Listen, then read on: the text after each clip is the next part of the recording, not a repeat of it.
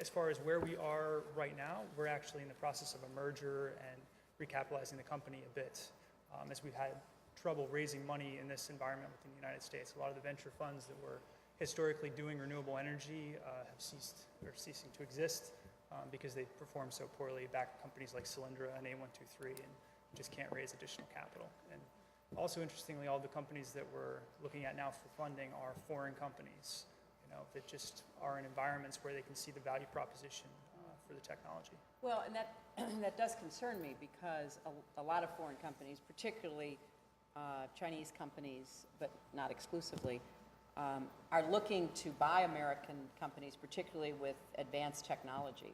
And it's unfortunate. It's very unfortunate. And it's happening. It's very real. Well, when we think about how we're going to try to compete in clean energy of all kinds, we do, as you rightly said, still invent most of what works, and then we basically fail to capitalize on it, to produce it here, to put people to work doing that here. And even the example you gave about some of the renewable venture funds getting cold feet and backing off, we've still made a lot of progress, but Absolutely.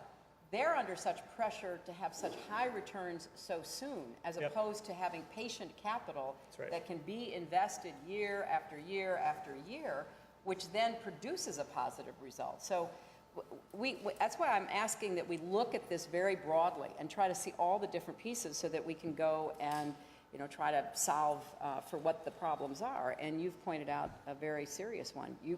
You are in danger of losing your technology because you can't get funding to keep it in this country. That's right. Either from the private sector or the public sector. And there are some on the other side, this is an ideological debate, who'd say, well, let the market work its will. The problem is no other country does that. If it were truly going to be an even playing field with everybody competing on the same ground with the same rules, then okay. But that's not the way it works. And both as a senator from New York and as Secretary of State, I spent a lot of time protecting American companies from unfair government intervention in different countries.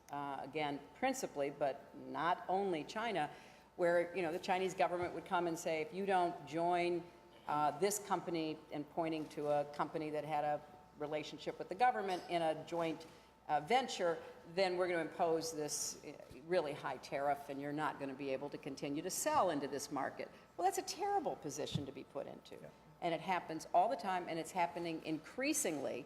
And so when I hear some of our friends in the political world say, we have to end all of this support for American business and just get out there and compete, I say, well, if you could legislate to end that support by every country for their businesses, many of which are state-owned or state-supported, then maybe I'd listen.